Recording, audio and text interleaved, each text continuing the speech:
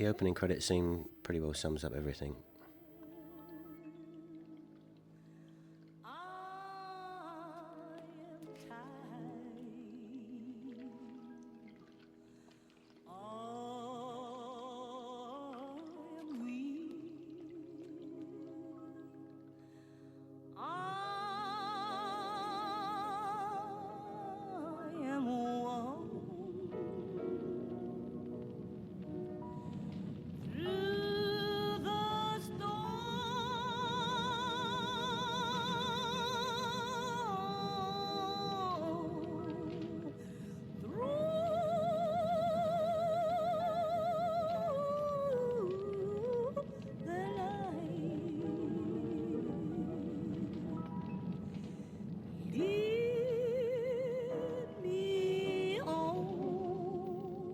One of many churches that we burned.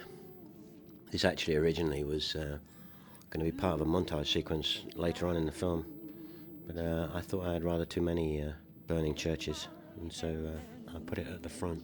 First time really I think I've ever put credits over image.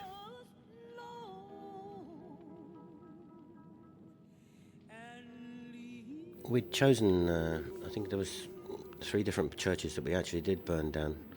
The hard thing was to find existing structures, mostly derelict churches that they didn't mind us getting rid of, which we then built onto. All of the churches actually were original structures.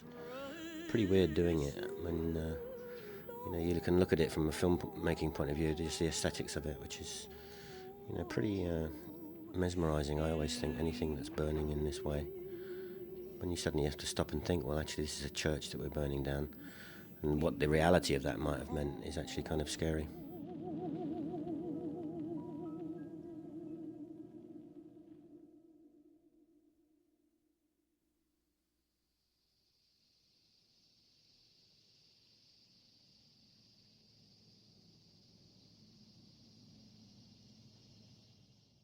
The opening sequence was filmed over a number of evenings. Particularly this switchback section was done over 3 nights at magic hour, which is a very short period of time when the light is dropping. We have enough exposure and yet you still have a feeling for night. This front sequence is a combination of magic hour. It's also, some of it is day for night, and some of it, like the interior of the car, and the actual confrontation is actually night for night. So it's a combination of different ways of filming night and shooting, all of which has to be mixed together and hopefully graded correctly.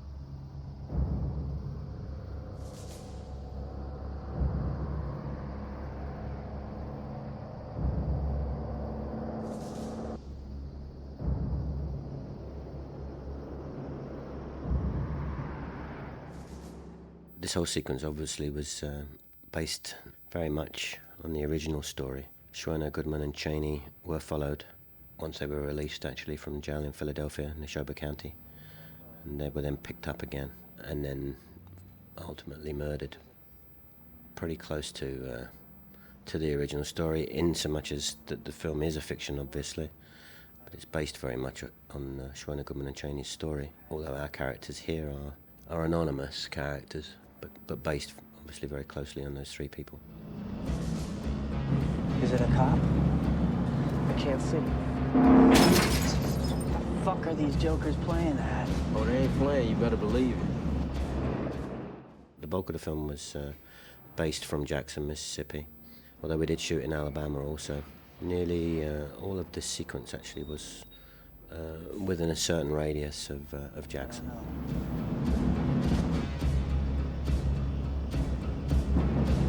Okay, hold on, you guys.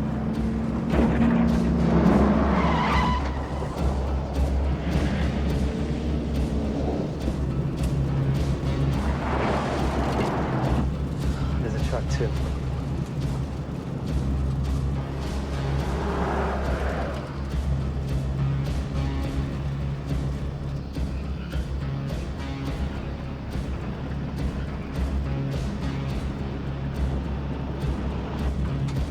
Shit, it is a cop. The crew was based on my, the crew that I always use, really. I mean, predominantly. Some changes. The cinematographer is Peter Bijou, who's someone I've worked with for over 20 years. Camera operator, most of the camera crew were people that have worked with me for a very long time. Jeffrey Kirkland was a production designer who've worked with me for a long time. The editor is Jerry Hambling, who's cut everything I've ever done. So pretty well predominantly the core crew are people that have worked with me a long time before.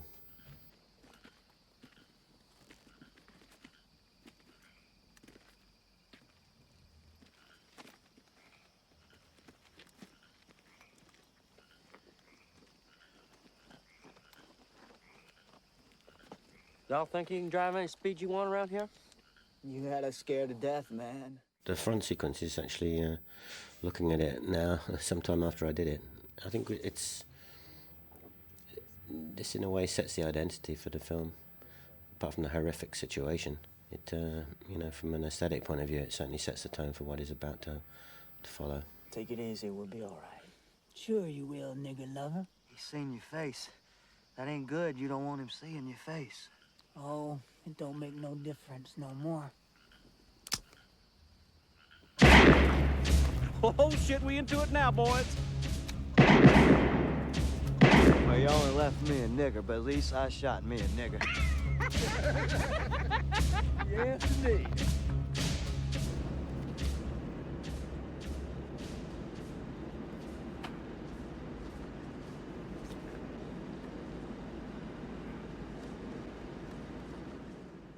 When I came to do the casting, Gene pretty well was always one of the front runners. He certainly was the person that Orion, who with a financing company, wanted to do it, and he was always a favourite of mine. So there was never really any discussion about who would play that particular role. And Willem Dafoe had just finished doing Last Temptation of Christ, although it hadn't come out, I don't think, at that point. The two of them are hugely professional.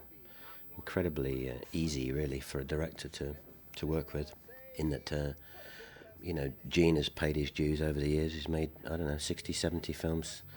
And Willem comes from theatre. He's also paid his dues. They're both extraordinarily professional and very, very easy to work with. So, very rarely do you have such an opportunity to work with two basically very nice people, but also extraordinarily professional. So each scene becomes a pleasure and not a pain to shoot. Right out of college, huh? No, from the Justice Department. Kennedy boy, now I see. This particular scene in the car was, begins the film, but it was shot way into the schedule, as I remember. Always hard when you're shooting out of sequence. By myself, so you can quit this boss stuff. They put me in charge because I've been through this before. Birmingham, Montgomery? Oxford. I was with Meredith at Ole Miss. Oh, yeah. You got hit in the head with a brick, and so they gave you a promotion, right? No. Shot in the shoulder. Well, at least you lived. That's important. No, Meredith lived. That's what's important. Welcome to Mississippi, the sign says. 4 eyes and can't see. What? It was strange the way this film came to be, really, and it was sent to me originally as a screenplay written by Chris Geromo, and the producer, Fred Zolo, gave it to me. We then researched it very, very thoroughly, the actual original story, and the original story was what I tried to get back to. I could never ever get back completely to it, and also, quite frankly, the reason that Orion wanted to make the film is because it had been fictionalized in the way that it has, with the two white FBI heroes as a centerpiece. But I did try to get back to the original story. The small town where they arrive, which is obviously meant to be Mississippi, Neshoba County, we had a hard job finding. I looked at I think it was 300 small towns we looked at all over the South before we decided on this place. And we ended up, the small town actually was in Lafayette, in Alabama, where we filmed.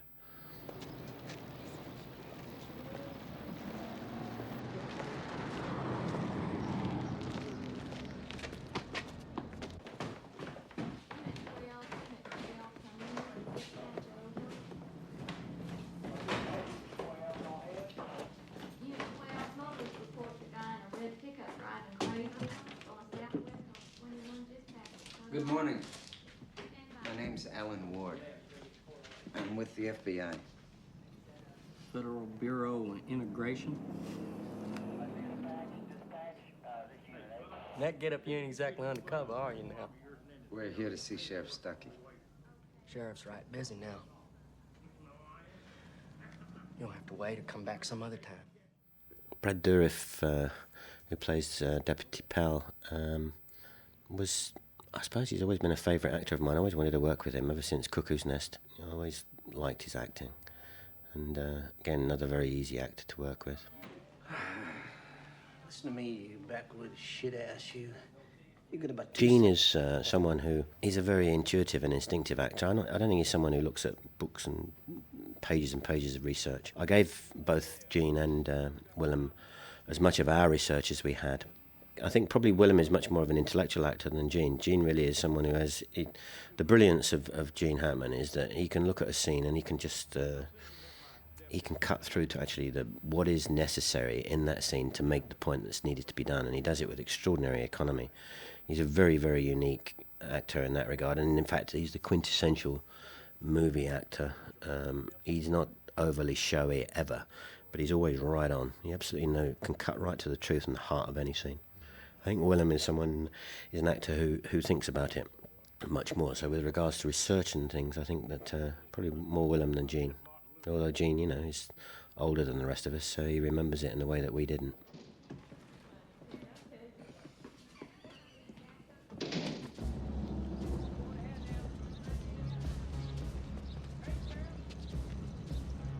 Around 3 p.m., Deputy Pell says he arrested the 3 boys for speeding. He held them in jail until 10 p.m. and then released them.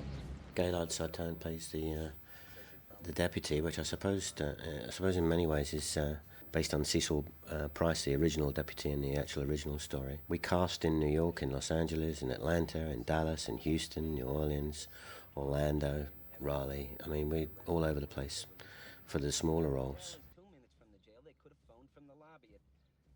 Fran McDormand, who was quite extraordinary in the film. In fact, she got nominated for Supporting Actress for Academy Award. She wasn't very well known at the time. In fact, the studio didn't want her, as I remember, but I insisted that she did it. She's quite incredible in the role. By who? Sheriff's office or civil rights office? Who would you believe? Mr. Ward, I don't know if you knew it or not, but I was a sheriff in a little Mississippi town. A lot of the sets are what we normally do, which is to take shells of building, particularly if we're on location. You don't want to, often we take like a big empty space and make sets out of things.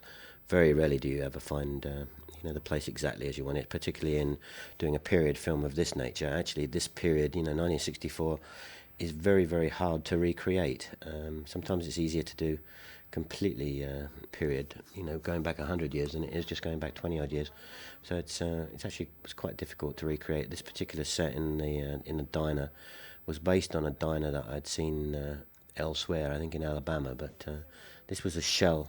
This was just an empty building that we then treated as a film set, really, because everything that you see had been recreated the same way as we would if we were in a studio, except that you just you take the bare walls and everything else has been recreated.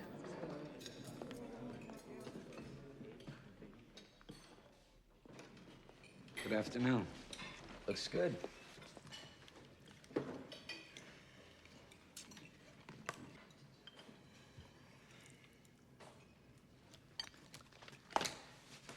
Do you mind if I ask you a few questions? I'm looking for some information. The civil rights movement already had a head of steam. The reason that this particular incident, or the incident that this film is based on, the murder of Schwerner, Goodman, and Cheney, was significant in that it wasn't just one black kid that was killed, but it was two white kids and civil rights workers. And I think that the amount of fuss that came from that fact, sad that it had to be two white kids who actually had to be killed before anybody did anything about it, I think was tended to focus the attention of the rest of the country on a problem that was ongoing, whether it with regards to segregation or with regards to any movement within the civil rights problem. But this just focused it, in so much as these were two kids from the north who went down there to help out, and they ended up dead. And in that regard, that was the significance always of this particular story. Now you got no place to go on Sunday.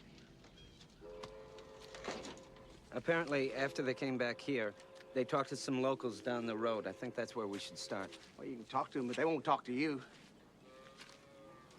These people have to live here long after we're packed up and gone. They'd rather bite their tongue off than talk to us. Bureau procedure, Mr. Anderson.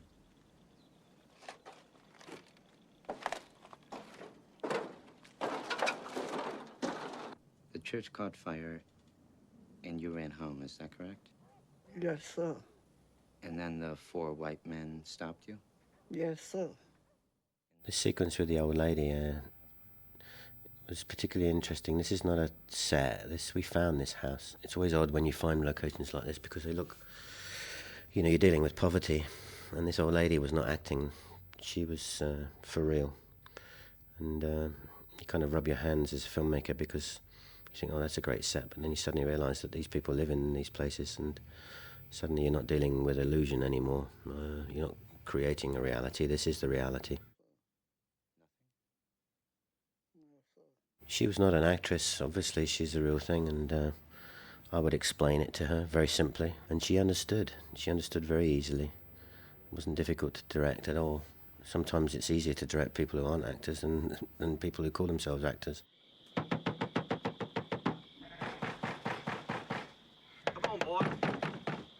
Up.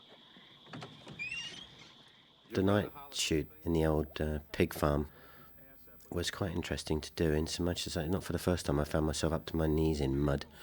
But this is a real location. I mean, just, I don't know, it calls itself a pig farm, but it's completely ramshackle and run down. I mean, just like a garbage dump, really, that pigs live in the mud, which I particularly like, which I've found in a lot of my films. I don't know, it's just an image that I particularly like. It's not so much fun when you're filming because you end up very dirty by the end of the evening. You better not catch you talking to the FBI.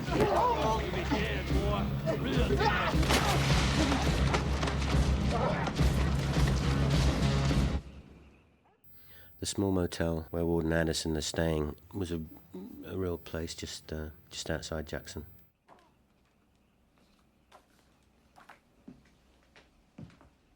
You admire these kids, don't you? Particularly interesting because this is the first scene where we end up burning a cross, which is a very poignant image, obviously. The local people weren't too happy when they saw that because it's the first time you've seen a burning cross down there in Mississippi for some time that wasn't real. But obviously the image of the period and the problem. They sure as hell knew, didn't they? Some things are worth dying for. Well, down here they see The interesting thing about this scene is that it was very early on in the filming, probably first or second day. Second day, I think it was. And Gene does this very difficult monologue. He said to me, in fact, I talked to him before he did it, and we sat in his trailer, and he said, God, you give me the most difficult thing to do, and we're only just starting filming. But the monologue was hugely important to try and articulate a great deal of, I don't know, the basis of the hatred. No one can ever explain fully where all this hatred does come from. But I tried to articulate it in this speech, which Gene does, which he did very beautifully, considering we were just beginning filming. Now, my daddy hated that mule. Because his friends were always kidding him about, oh, they saw Monroe out plowing with his new mule, and Monroe was going to rent another field now they had a mule. And one morning, that mule just showed up dead.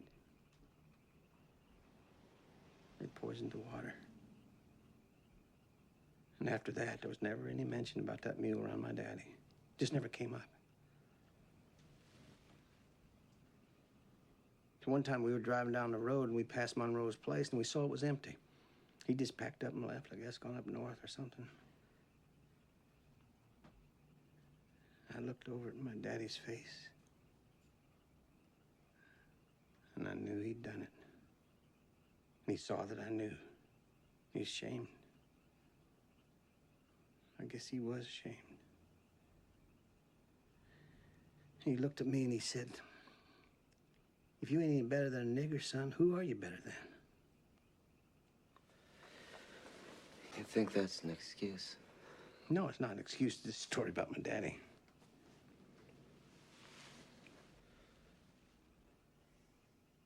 Where's that leave you? An old man who was just so full of hate that he didn't know that being poor was what was killing him.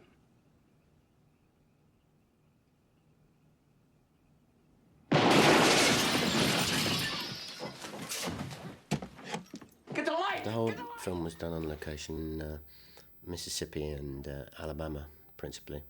Although we did stay in, actually in Georgia, but just across the border. But the filming was all done in Alabama, and principally in Mississippi. I would have liked to film the whole thing in Mississippi, but just finding the small town really was actually quite difficult. So that's the reason that we went to Alabama in the first place.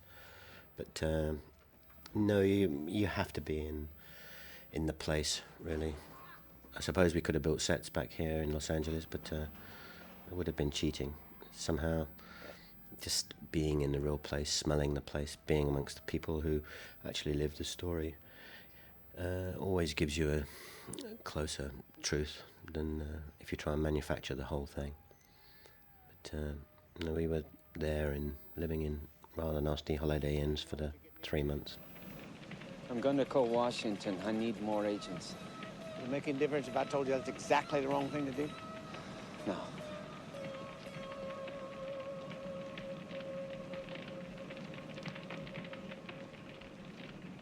When I first went to research the story, I went to the actual spot where the 3 boys were actually originally murdered. It's pretty odd standing on that spot, and we found, the place where they were buried and where they were discovered. And you walk the streets where they walked just before they were killed. There is something about that which allows you to make, I think, perhaps a more truthful film, because you can just feel it and smell it. It doesn't become just an illusion, it becomes real. The whole place for $75 a month. It's private, it's central, it's perfect. This movie theatre, which was the HQ of the FBI, it was an old movie theatre, but everything had been ripped out. We brought in everything from the seats to even the semblance of a screen at the end, which was odd, because it's to recreate an old movie theatre.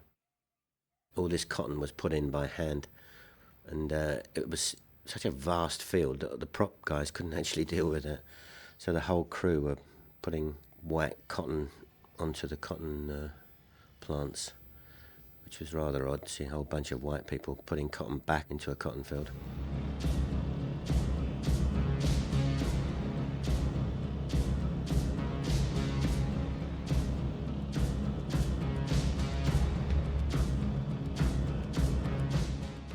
The exteriors of the small town were in Lafayette, Alabama.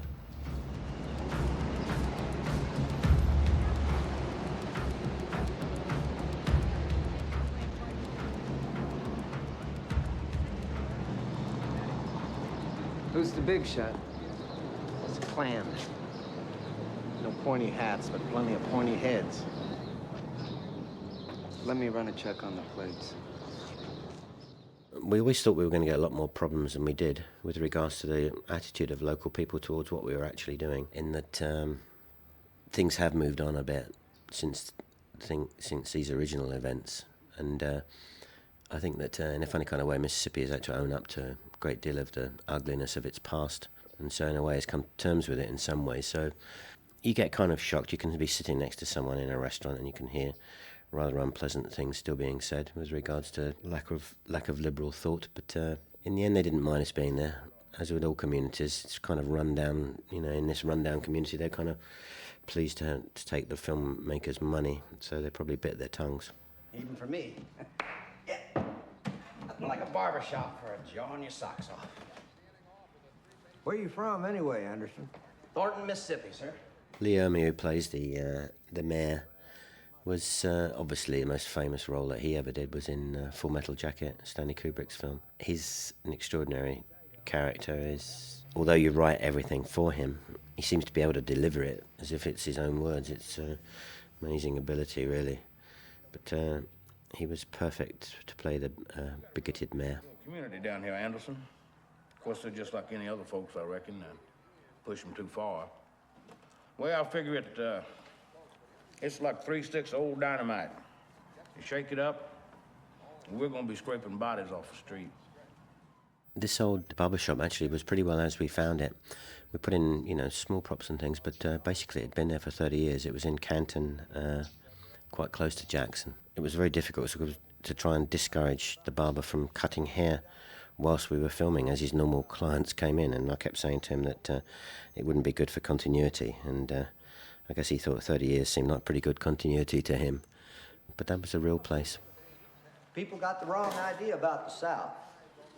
You know what I'm talking about.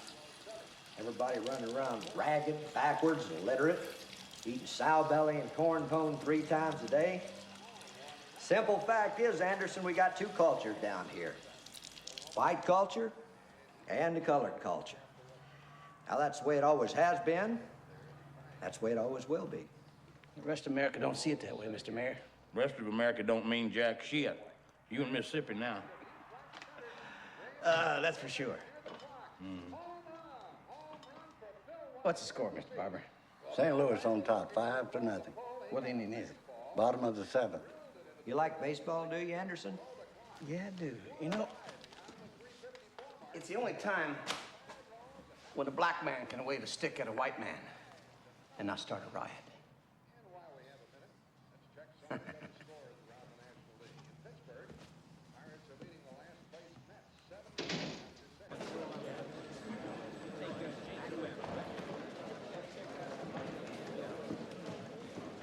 Sir. We checked on the plate, sir. Clayton Townley. Townley. Grand Wizard of the White Knights of the Ku Klux Klan. That's him. Oh, and I think we have a lead on the car, sir. Choctaw on the reservation thinks he knows where it is. We're waiting for a call. Good. Here we are back in Lafayette. Most of this small town, although it looks pretty well, authentic to 1964, actually, we did an enormous amount of set dressing. Considering we looked at 300 towns, it's always a mystery to me why we ended up having to do so much work. But of course, you always end up doing more than you plan to, because every tiny little detail ultimately you pick out on camera, and it's very accurate. I think you'd be hard pressed to find any period inaccuracies.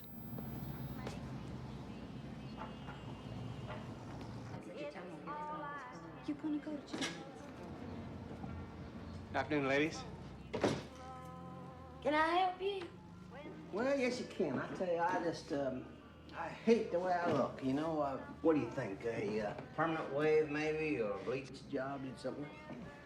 Now, that looks pretty good. Did you have that done in here? No, Jackson. Oh, yeah? I think a wig's your only hope, hon. You ain't gonna be able to do much with that cue ball.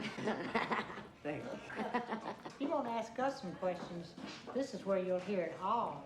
Yeah, well, matter of fact, I do. Gene was nominated for Academy Award for this. I always thought he was going to be our strongest shot, actually. Turned out that Bijou won for cinematography, but was very sad for Gene. Well, it's good that he got nominated, I guess. He'd already won it once before, so. But he's pretty terrific in the film, as is Fran McDormand. Kids that are missing, there's a colored kid also. Do you honestly think you people be down here at all if one for those two white boys? Maybe not, miss. Mrs. Pale. Her old man's Ray Stuckey's deputy. But I'm single.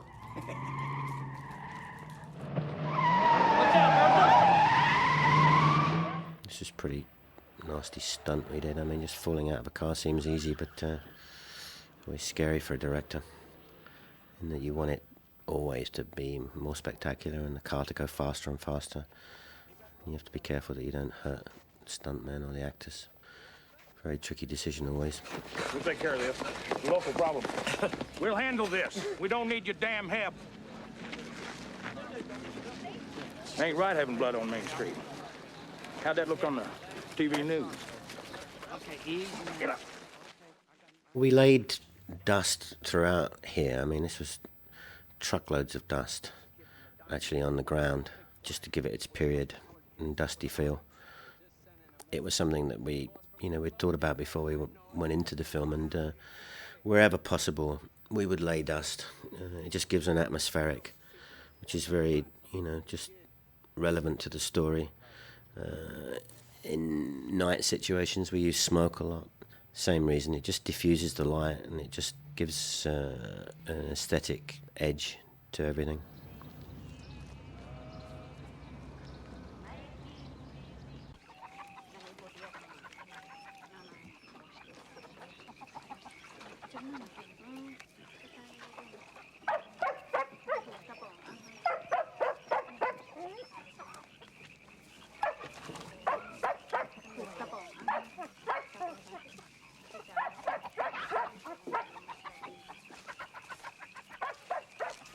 Good morning.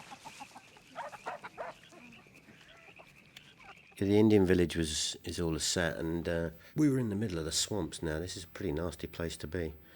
There was an alligator, I always remember, or a crocodile, I don't know what you call them here, but it's just outside of this shot watching us. Everyone was a bit dubious about going into this water. Gene Hackman said to me one day, he said, "Why have I got to go in the water?" He said, "There was a time when we used to do this on the back lot in the studio in Los Angeles, and you suddenly realise how crazy we all are, being bitten like mad in the middle of the swamps. I'm amazed that more harm didn't come to all these actors when you see them up to their waists in the water. But this was actually, done for real. So we were lucky that nobody had their legs chopped off or eaten alive by leeches.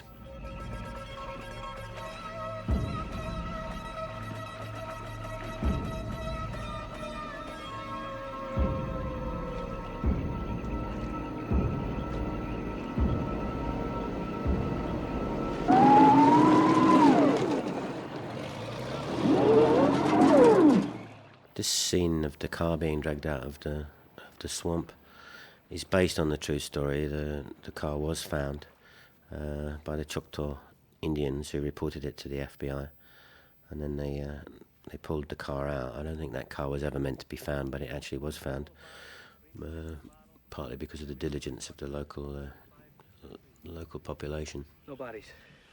I want the entire area searched.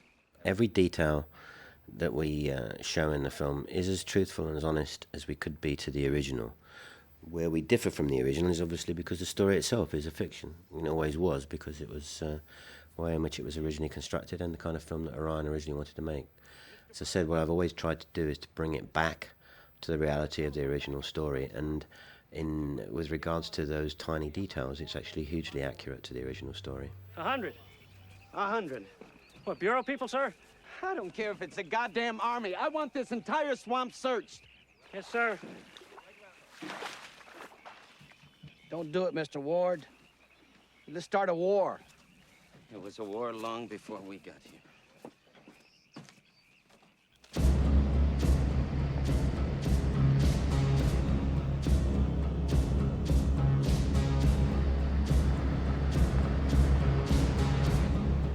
When they finally decided that they really should take this thing seriously, they did bus in hundreds of agents and Navy personnel who were treading all over the swamps, looking for clues.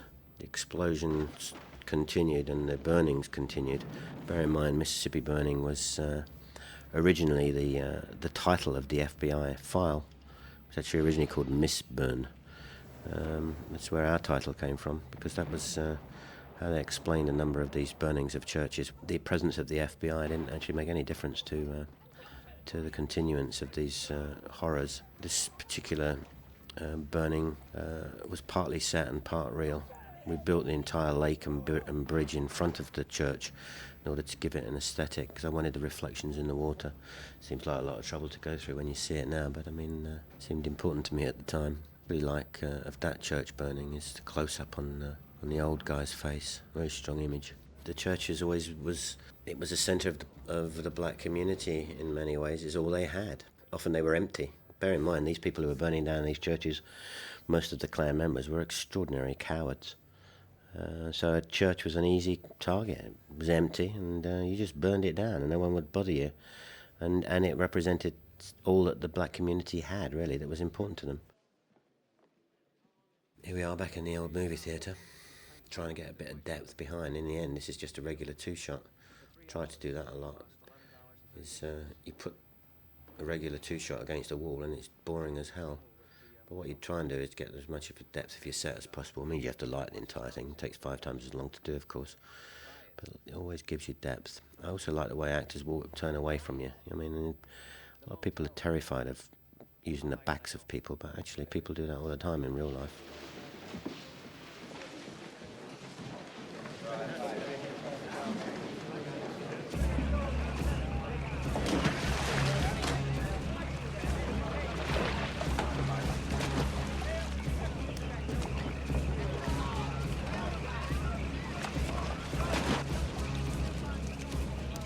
Today in Jessup County. The actual television presenter, it was based on documentary footage, and all of the interviews that we did with ordinary people were partly scripted by me, but a lot of it is improvised. A great deal of the bigotry and prejudice that you hear in these rather unpleasant things that many people say actually wasn't scripted. I sort of directed them into the area that I wanted them to talk about.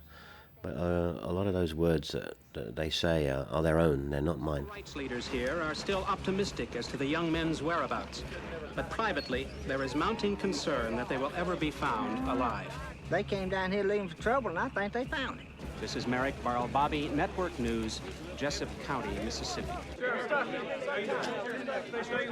Tell you what I think you ought to be doing. You ought to be looking up there in Canada for them boys instead of our swamps around here. I'll tell you something else, too. I think it's a publicity stunt dreamed up by these NAACP people. NAACP? Yeah, NAACP. I bet y'all don't even know what it stands for. It stands for niggers, alligators, apes, coons, and possums. Tell you what you got. You got your NAACP, you got your SNCC, you got your COFO, and you know what all that mess is? BULLSHIT. You got it? Sure. The music of the film really breaks down into 2 different sections, really. I mean, there's the atmospheric music, which Trevor Jones did, which was based on what we call our toolkit method, which is basic experimentation in rhythms. When I was doing the original rough cut of the film, I would lay different levels of these rhythms against one another, experimenting, before we ended up with that part of the score, which was the dramatic score. The other part of the music that needs to be talked about is of course the actual the gospel music that we use. We were very lucky, and there was this lady called Lanny McBride who she was a music teacher in a church that we'd visited down there in Mississippi, and she turned out to be extraordinarily helpful, because apart from the fact that she was very knowledgeable of black gospel music, she was also an extraordinary teacher, and she sorted everything out. And we went into a really tiny little recording studio down there in Jackson, I remember, and laid down a lot of the gospel music under her conducting. So really owe a great deal to her. So, but I think the music's in really is. There are 2 different kinds of music: the atmospheric, dramatic music, which I owe to Trevor Jones and our toolkit, and the rest is down to Lanny. Making the young black boy the one that had the courage, actually, to speak out in a way, I think came from an image that I originally saw of a very beautiful black and white photograph of James Chaney's younger brother at his funeral, which is an extraordinary image that stuck in my head. The young brother, having seen his older brother, he obviously admired greatly, murdered in that way, did speak out at the time. I think from that black and white photograph, very beautiful photograph, is where the idea of the young black kid's character came from. Here's the pitch. Swing, a line drive, base hit. Another run is home. On to the next pitch by the rough of Bob Gibson. He is upset. Ron Hunt single to center. Hickman rounded third and scored the Mets' second run of the game. Hunt holds on at first, and the Mets now lead 2-1. And the next one up there will be Joe Christopher. He struck out and popped out Ken Boyer. He's 0 for 2 and hitting a mere .252. Tex Hunt doesn't have to worry about him much. Good evening, Mrs. Powell. I'm Agent Ward. This is Agent Anderson. We're with the FBI. Is your husband home? We'd like to have a word with him. Yeah, I'll come in there. Both these characters were original fiction from Chris Geromo's original screenplay. That's not to say that they weren't based on real characters, but they were invented. There was never any one specific person. Although there were different kinds of FBI agents. They weren't anybody in particular, but there was definitely two different philosophies in the FBI, which was there were the younger, more idealistic ones who came to this problem with more liberal feelings, and then there were the older FBI agents who didn't really want to be stuck with the problem of it, and in fact, if anything, a great deal of the FBI, the older FBI agents actually, if anything, they might have been sympathetic to the Klan. Not that the Gene Hackman character is, but I think he's very much, it's an age thing really, is that the younger FBI agents were much more in sympathy actually with with the people who were part of the civil rights struggle, whereas the older ones were probably against them. Yeah, I guess so.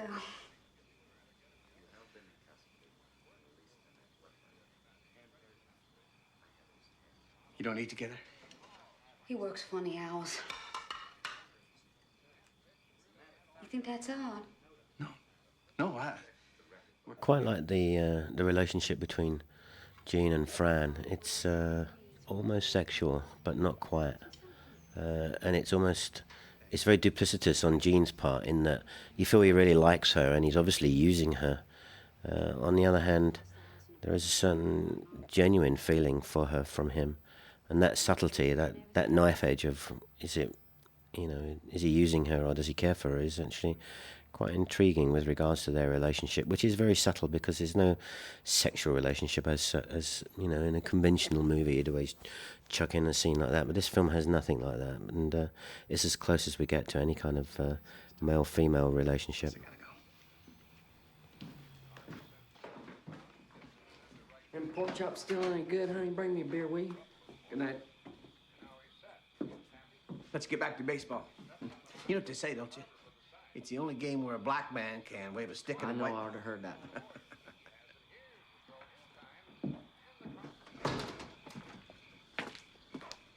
All of the camera shots, like looking through the car here and then gradually tracking and see them in reality, usually comes from the situation itself. I very rarely storyboard because I've worked with the same people for a long time.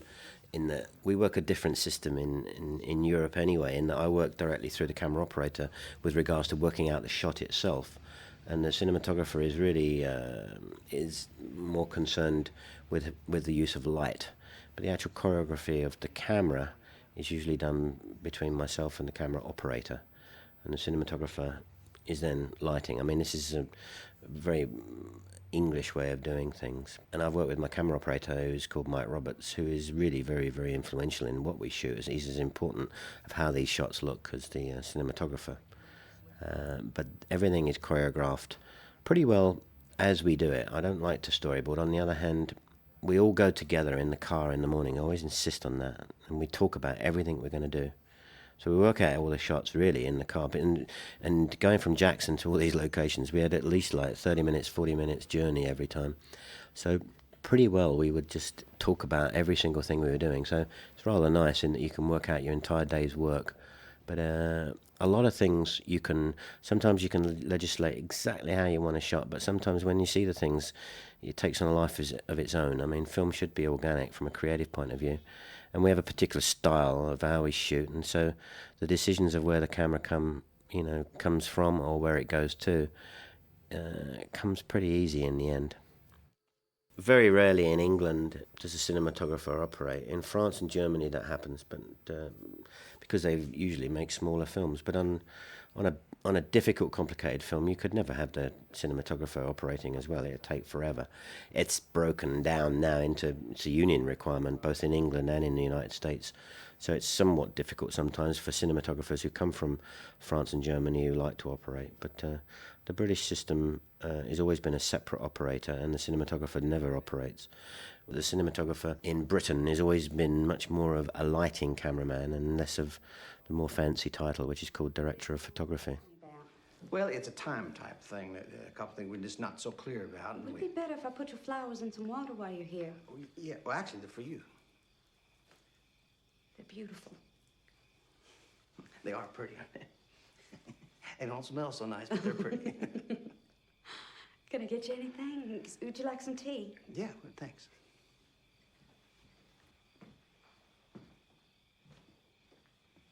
The scene between Fran and Jean I particularly like, again, because I think the sort of sexual chemistry is so subtle in that he is really trying to get information out of her. And he's an older man and she's a lonely woman. And it's a rather nice relationship which never truly goes anywhere except to serve the story with regards to information, which is what he wants from her. It's a rather sad character that Fran McDormand plays. Oh, come on. You take sugar. Sure do. You know, I grew up in a town like this. You were smart enough to leave. Why didn't you? For better or for worse. How about you? Are you married? Well, was, as I remember. It didn't last very long. I was never home. I guess she got fed up with phone calls from Miami and postcards from Des Moines.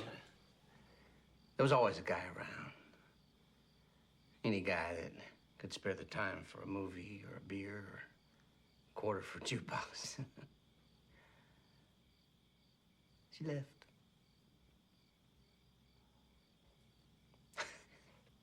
How about you?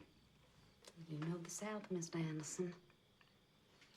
You leave high school, marry the first boy. This was a real house. It's good and bad, it's a double-edged sword. If you have a real location, something's terrifically real about being in a real location. I usually go for real locations, but it gives you a nightmare, particularly trying to light something, because there's never very much room to get the crew into a very small kitchen, which is what this is, and to light it as well with a certain degree of subtlety, which obviously is much easier achieved if you were in a set.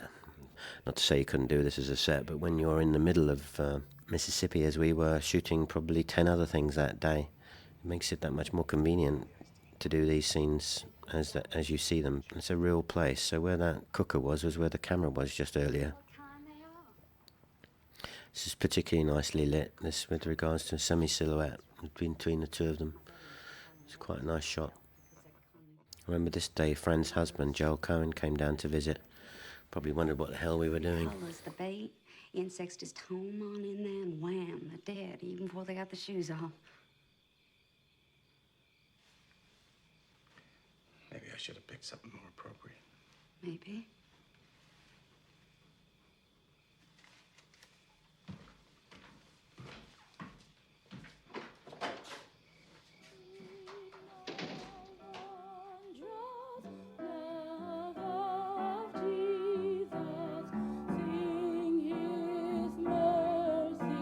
All of the extras were cast locally, whether it be when we were filming in the Jackson area. Obviously they all came from Mississippi. We had a huge open call where we invited anybody, didn't have to be actors, anybody who wanted to be in the movie, and that's where nearly all the extras came from, because I like to cast the extras as carefully as you cast the main cast, really. I mean, If they're on camera, then they have to be careful. They have to be hand-picked. Can't take a chance. When we were in Alabama, obviously the extras came from that area, but usually you would cast your extras from the area where you're shooting.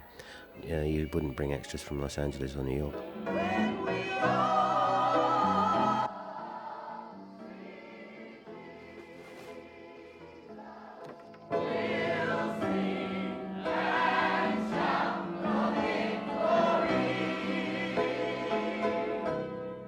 May the peace and the joy and the Holy Ghost abide with all of you for now and forever. These hoods are obviously, they're just flour sacks really with holes in. It doesn't really exist in life, you know. I mean, the thing about the Klan is that the whole of that ridiculous uniform is, you know, it's theatrical really, not real. But I wanted to hide their faces and make them look rather sinister, so we sort of cheated and put flour sacks over their heads, which was the origins of the Klan's uniforms. But obviously in real life they wouldn't even care about hiding their faces. Rejoicing that will be when we all see Jesus. Jesus will sing and shout for victory.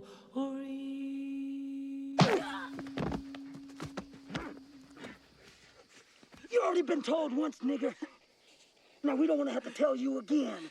You go making any more trouble or flapping them boot lips off to any of them federal men, and we sure as hell gonna have to put you in the ground, boy, and that's without a pine box. As the guy kicks a little kid, I always find a particularly painful shot, and it was very difficult to do as well. I was forever fearful that he would actually hurt him. Didn't actually make contact with his face, but it looks pretty convincing when you see it on film. How do you think the Negroes have been treated here in Mississippi? They're treated about fair. This lady, I remember, I was trying to get her to ad-lib, and it was quite fun to begin with, and then suddenly when she started to say these things, it got kind of scary. And the old guy with butter pigs also.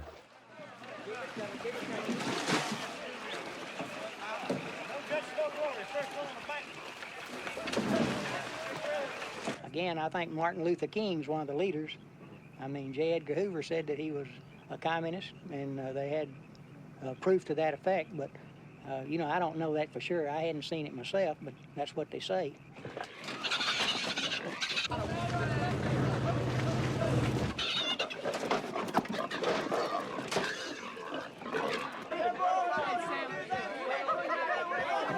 Hey, you really want to find that nigga?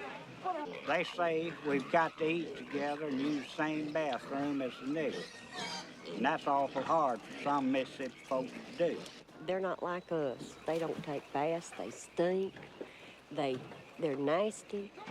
They just not like white folks.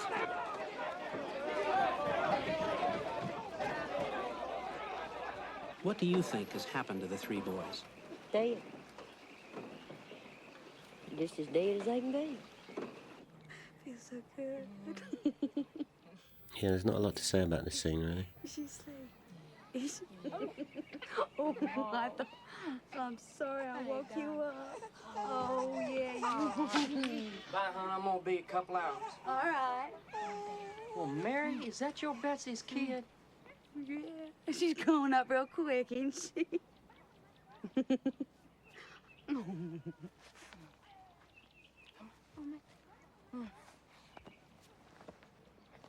Tuesday will be just fine on those, Mary.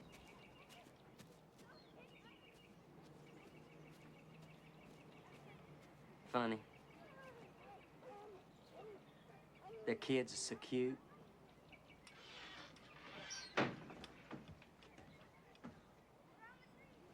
Is that thing back on me again?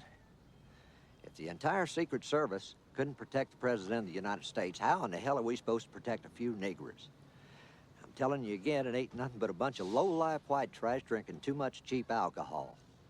More like paint thinner than snake juice, because this state's as dry as a martini, and we got the alcoholics to prove it. Excuse me. Give me a little room here. Excuse me. Excuse me, Bobby. Is this okay? Your name, please? Clayton Townley, local businessman. Are you, sir, a spokesman for the White Knights of the Ku Klux Klan? I told you, I'm a businessman. I'm also a Mississippian and an American. And I am getting sick and tired of the way many of us Mississippians are having our views distorted by you newspaper people and on the TV. So let's get this straight. We do not accept Jews because they reject Christ. And their control of the international banking cartels are at the root of what we call communism today. We do not accept papists because they bow to a Roman dictator. We do not accept Turks, Mongols, Tartars, Orientals, nor Negroes because we're here to protect Anglo-Saxon democracy and the American way. Thank you, sir. I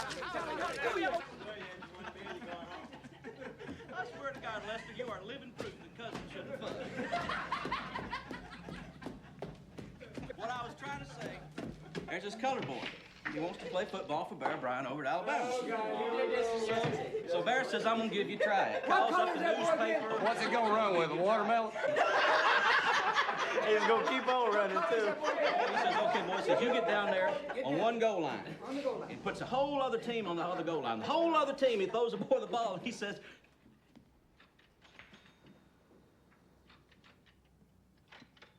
Are you open? You have to be a member to drink here. Member? A member of what? Member of the social club. Oh, I thought you'd just buy me a beer. Give me a beer, Frank. Nice to be back in the Dry County again. When I was sheriff, about half of my take-home pay was from collecting taxes on illegal jukes like this. Probably works the same here. You know, I would think you'd haul in a tidy penny here, winking at the bootleggers. I don't know nothing about that. Thank you. Yeah, tidy penny. You got anything stronger than this, Deputy? No, we ain't. Oh? You know, in Thornton, Mississippi, there's a Joy Juice still in every yard. Yeah, well, all you need is just some corn, sugar, and a pot to boil it in. I tried to take the fingerprints of this old boy one time, and he'd had his hand in the mash barrel all his life. You know, well, there's no skin at all on there. There's no prints. We ain't too interested in your good old Mississippi boy stories, Anderson. You ain't from here no more. Why'd you leave, anyway? I just wanted to change. As Gene sits down and he grabs Michael Rooker, by the crutch. That was Gene's idea. I had a much more sort of, I suppose, much more conventional fight occur. But Gene wanted to do it very simply, as he does with all scenes. I mean, he's holding a beer in his hand, which is very unusual. He normally doesn't like to have too much props and stuff around. He likes to always make things simple, which is his great genius. As I say, he could take a scene and he pares it down to the very minimum. It was his idea just to very simply just to grab Rooker by the crutch and make his point. And it's very, very strong and yet quite simply achieved. It's pared down. It's very strong, very ugly scene. But in the end, ultimately quite simple, mostly because of Gene's solution to this scene. Bringing a cat's neck. And there ain't a court in Mississippi that'd convict me for it. How about you? Michael Rooker, who plays the main heavy, was a terrific actor. Sometimes you think, I don't know how much of his aggression and that sort of kind of scary quality is real and part of him, how much he's acted. He's actually quite a gentle guy in real life, which is ironic. Don't you go mistaking me for some whole other body. You got your brains in your dick if you think we're just gonna fade away. We're gonna be... He actually didn't grab him by his private parts. He's actually grabbing the part of his leg slightly off the mark. Still hurts, though. But you get to shoot people once in a while.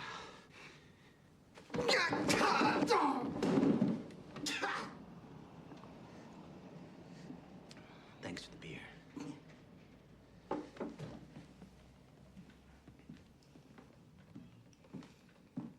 And ask them if they want to help save this country from the onslaught of integration.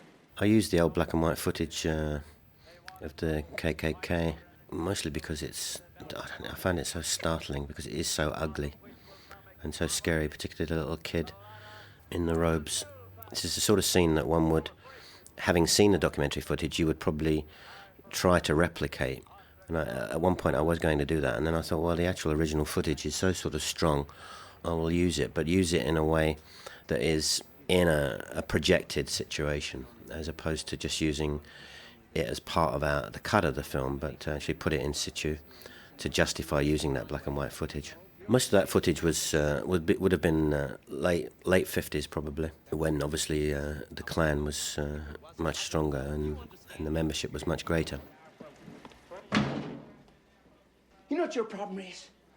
You don't know when to speak and when to shut up. That makes you a fool. Mrs. Pell ain't gonna say anything to me her husband doesn't want her to say. And I'm not gonna choke it out of her. This can of worms only opens from the inside.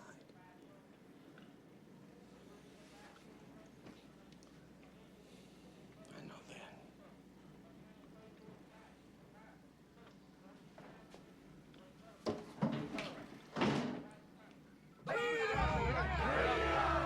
The Civil Rights March in the street was based on black and white footage. This I did replicate from newsreel footage that I'd seen.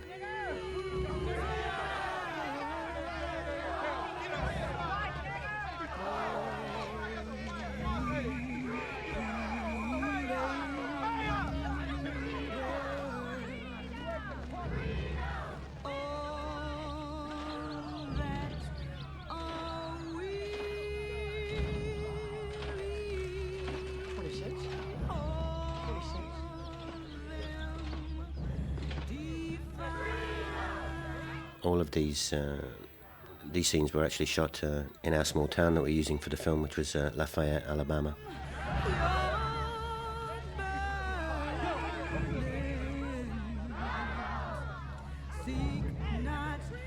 The police actually going in and snatching the flag away from the kid was an image that I'd seen in a black and white documentary.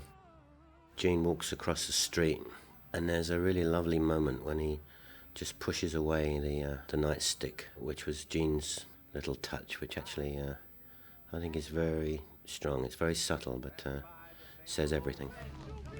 You're not out watching the parade. Say, how come none of you guys asked me? I then wanted a very intimate conversation between Mrs. Pell and the Gene Hackman character, but I had another person there, and the lady having her hair done, so I got rid of her by stuffing the old hairdryer on top of her head. And then what's interesting about this scene is that she actually is imparting quite interesting information, which is mute.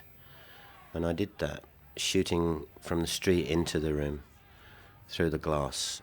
Whatever conversation is going on, you as an audience aren't really privy to it, but very obviously information has been given, and to heighten the drama, to say everything, but actually not let the audience know exactly what it is. That scene was pretty well conceived to be that way before I did it. Sometimes, I do things on the spur of the moment. I mean, you have to think fast on your feet, really, when you're making a movie. As I say, I've always been of the opinion that film is organic, and I do change my mind as I see something happening. This scene of Gene Hackman and Willem Dafoe watching the kid being released from the police station was done over a period of 6 weeks. What they're looking at was shot earlier, and then the shot of Gene and Willem in the car was shot 6 weeks later. So that was actually quite tricky to do. It looks as if it was all done at the same time, but actually they were done in totally different periods.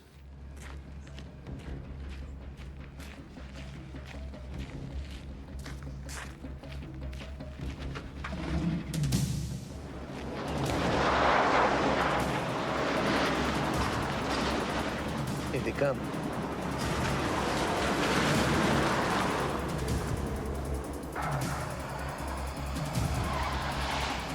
Come on, let's go. We'll wait until they go back inside.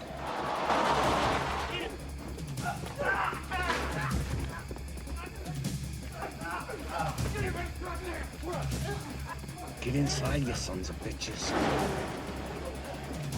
Come on, let's go. Come on. Wait until they go back inside. Come on.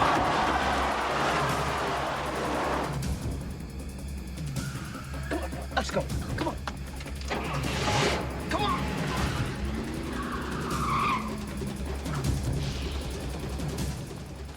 This scene I put in to show a pattern of how a lot of events had occurred, in that very often, as indeed with Schwerner, Goodman and Cheney, something rather horrific happened after the kids were in police custody. And this was to show another situation of people being tipped off the moment that they left that police station. This chase was done over a number of different evenings, different places even. The train itself, we recreated all of the wood logs and everything that were put on the back of this train was specially placed so that I could see Ward and Anderson through the gaps whilst they were held up and couldn't get across, and I needed to get some distance between them and who they were following, and I used the train in order to do that.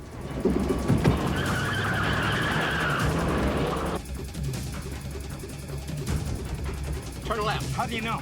I don't. Just turn left. There's the truck. Get it. Go up that little road. When you're looking past Ward and Anderson in the car, what is lit up is actually lit from very powerful lights actually in the car itself. We didn't augment it at the front. It's minimal light, really. Hardest thing in the world to light with cars.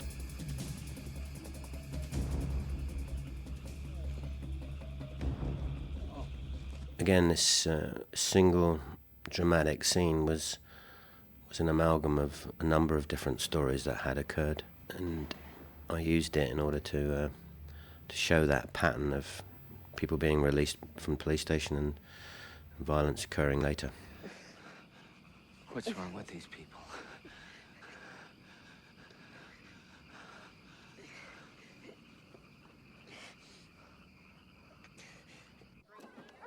Mrs. Walker, I know this is difficult for you, but I really need your help. If you could just persuade your son to press charges, then we could pick up the deputy at least, right away. He won't talk to no one. And it won't do no good anyway. I promise you, it will. Leave him alone. Maybe then they'll let us alone.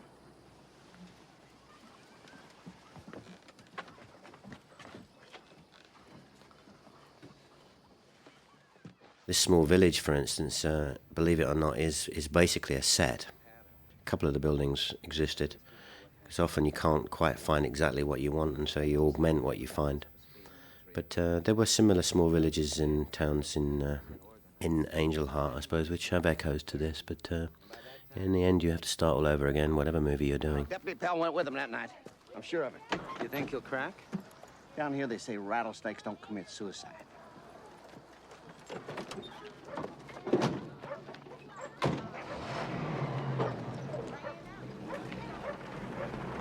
Deputy Pell, did you release the 3 civil rights workers into the hands of the Klan on the night of June 21st?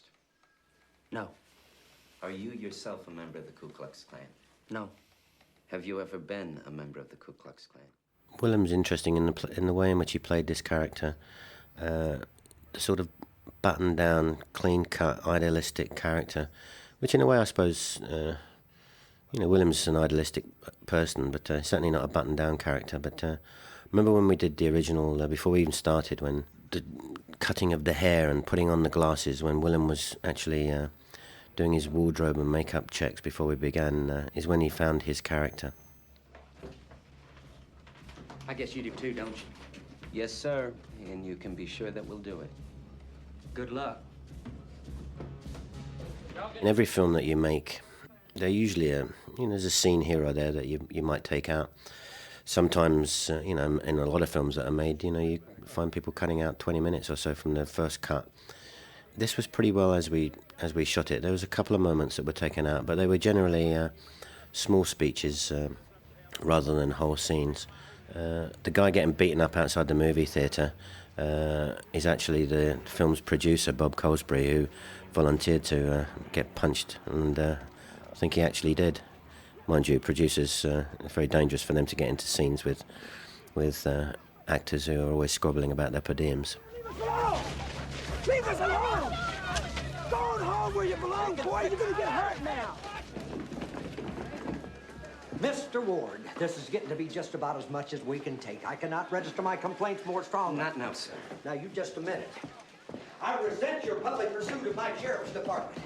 You have made every effort to implicate them in these disappearances.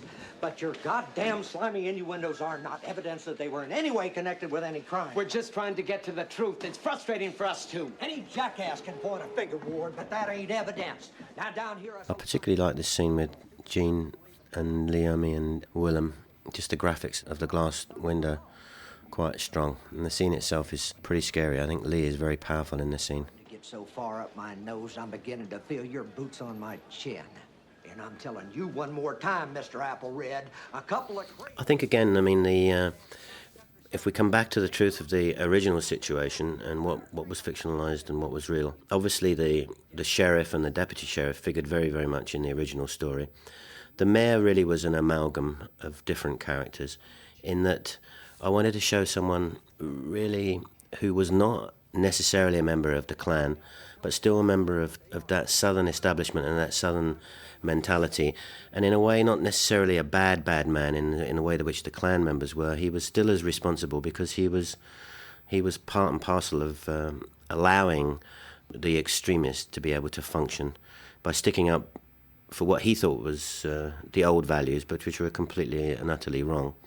So in a way the mayor wasn't really one character, but really to epitomise officialdom that actually kept quiet and didn't actually look truthfully to what was happening to their community. Are you all right, honey? Yeah, I'm fine. Let me know if you need anything. Thanks, I will.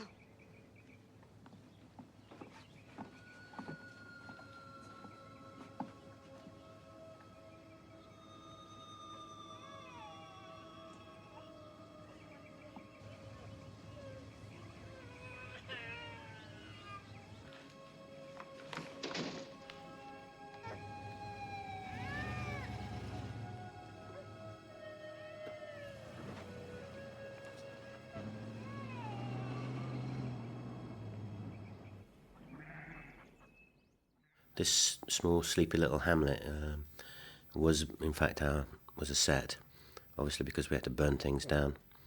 But there were a couple of shacks there that we built onto. But basically, that's all art direction. That's a set.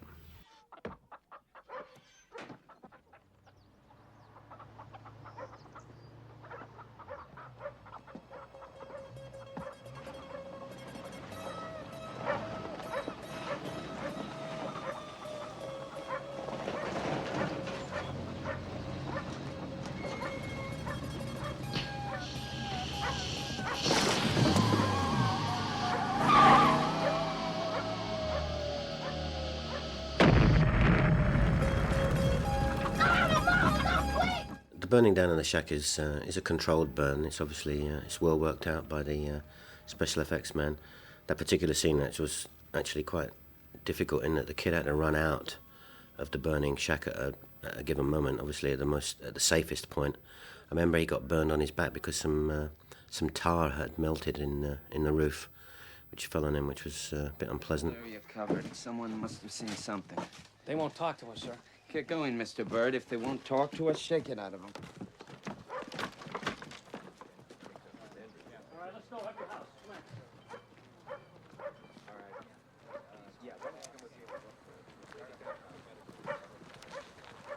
What?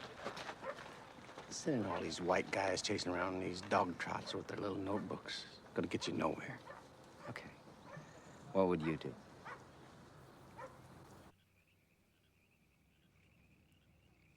It's okay to be afraid.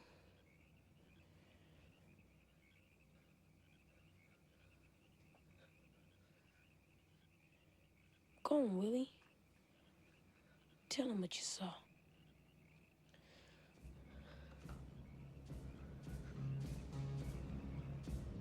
The scene with the little kid with the cardboard box on his head, again was, I mean, it's fictionalized, but I'd seen an old black and white photograph with a similar thing happening. It's dramatic license, really. It's just a very powerful image. This scene is a hugely difficult scene to do, funnily enough, because the camera is separate on a camera car in front of that car. The distance is changing all the time, and from left to right, and actually hugely difficult to do from a point of view of the focus puller. It's one of the hardest kind of focus pulls to do. Quite a difficult shot. Looks simple, but it's actually very difficult. Which this community survives. You men have done violence to that principle. But I want you to know that the court understands that the crimes that you have committed have... We found this courthouse. Again, we looked all over Mississippi, looking for exactly the right places. I mean, there's a feel to it, and that is, I suppose, fits the rest of the film. I remember it was quite a drive from Jackson. This was an overnight stay, this courthouse. It's very difficult to find one close enough to Jackson just to drive to every day. So this one was a couple of hours away. Again, this echoes the true story of the local court actually being too lenient on the guilty. The revelation, really, that there's no way that they're actually going to bring these guys to justice if you're going to rely on the local courts, because the judge is just as bigoted as anyone else. The black onlookers in the gallery was really from Chris Romo's original script. I'm going to sentence you each to 5 years imprisonment. But I'm going to suspend these sentences.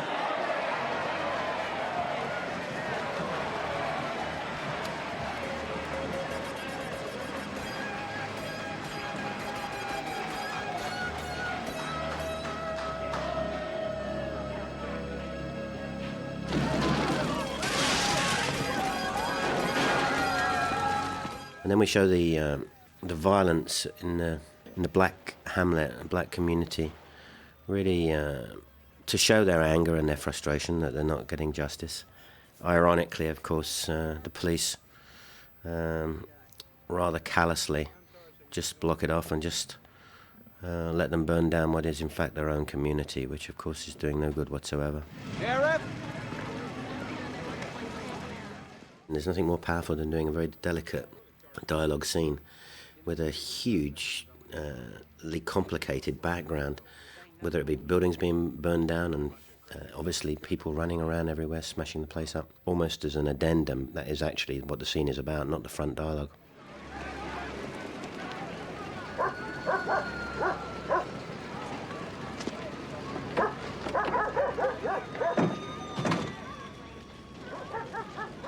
Look at those flames, Mr. Ward.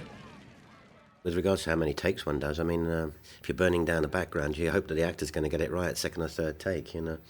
In more controlled situations, obviously, you can be a bit more indulgent. My theory is that you can get to take 5 or 6 is generally when the actors are at their best. Some actors require more, but quite frankly, you get to take 15. From 15 to 20, you start to lose what you get. I mean, there is a theory that the more takes you do, they stop being actors and they just start being, you know, real. But in my experience, very rarely does anything get better after about take 8 or 9. I've always thought that rather than going to double figures with your takes, it's better to move the camera, even if you move it, you know, a foot to the left or 6 inches to the right. Get another angle is the best way to do it, because otherwise you just find yourself improving everything to death.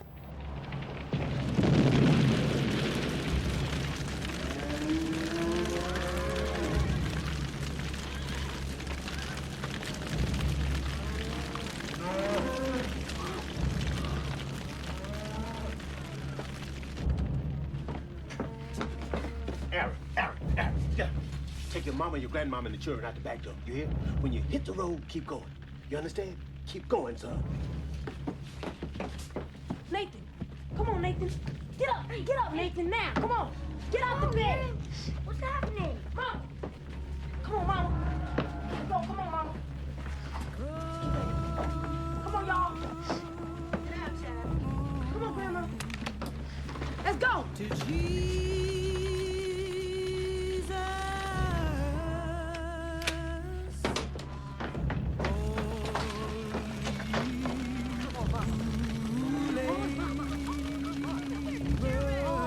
Who's there?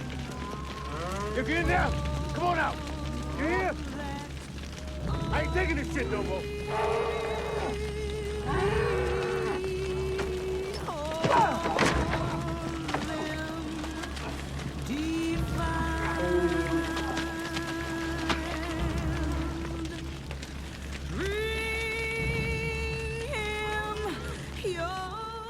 Yeah,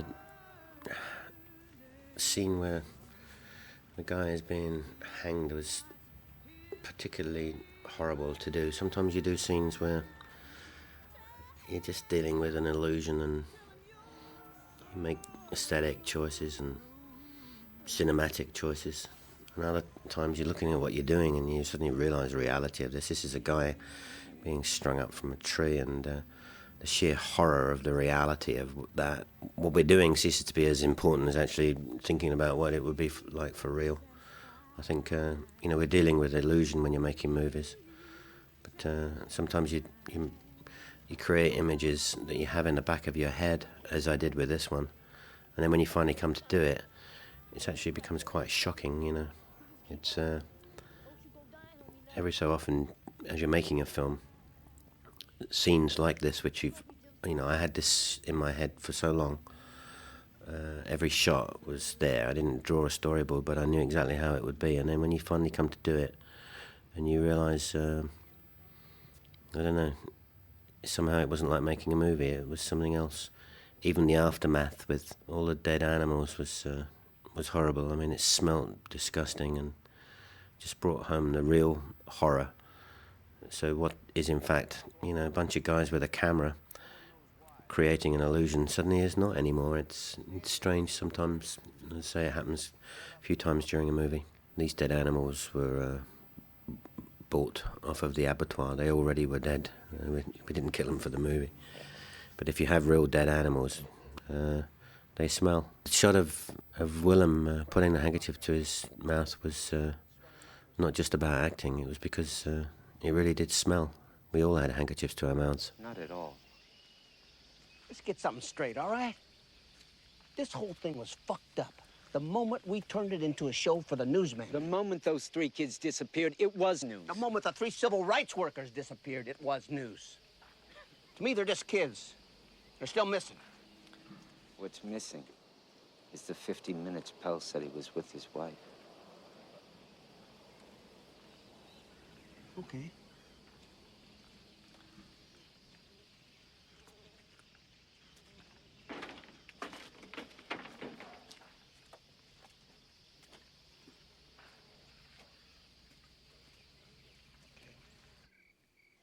I love Mississippi.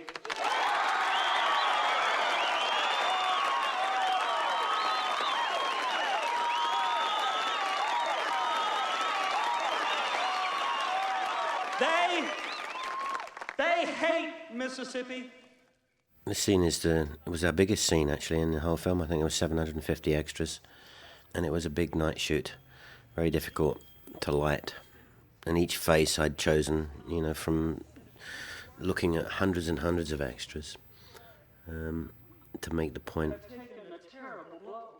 Again, this is a classic example of a very simple scene with Willem tracking shot, but in the background is this gigantic background going on. Have learned that they are powerless. Stephen Tobolowsky is the actor who's doing the speech. Very fine actor and a very ugly speech. Never, Never, Never was... it came from an old photograph that I'd seen. Probably it was just scrawled on a piece of card in the photograph that I saw, and then you make it into this banner because, I think it's quite powerful. Oh, it looks like a political meeting, but smells more like Klan to me. With or without the Halloween costumes. Gentlemen? In the courts of Mississippi, they have been reminded that they cannot by force turn our communities into replicas of their communities. Communities in which Negroes run riot, unrestrained and unpunished, as they do this summer in the streets of Harlem, or they do in the streets of Oakland, or they do in the streets of Chicago. Seems they're reminiscent of The Wall. Find yourself repeating imagery.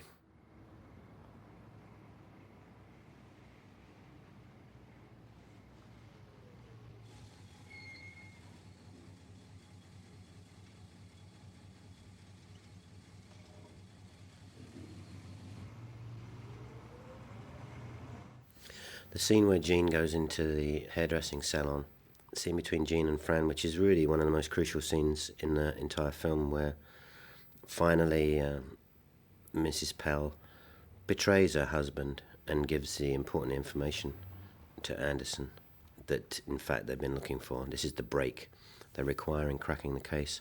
It's a seminal moment, really, in the film, and it's the fulcrum of everything, when everything then, from here on, actually is solvable. It's a very delicate scene. It's as intimate a scene as we have in the whole film, and I was dreading doing it, the scene itself, but because Jean and Fran they're such great actors, both of them, they made it actually very easy for me. It's one of the easiest things we did, and it's one of the most powerful scenes in the film. Can I come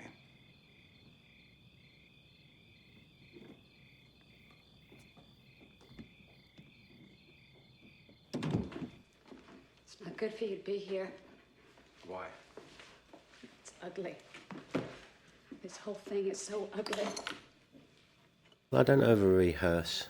We had a read-through of everything before we started, trying to figure out what might work or what might, more importantly, what might not work. In a scene like this, I would walk it through with the two actors and just me, perhaps a cinematographer watching, but get rid of everybody else, so that we can work everything out before, so that the actors are comfortable. It's seeing that is when I usually figure out how to shoot it, because you can look at any dramatic scene like this, and once the actors play it out, 7 years age. how you're going to shoot it becomes pretty self-evident if you know what you're doing.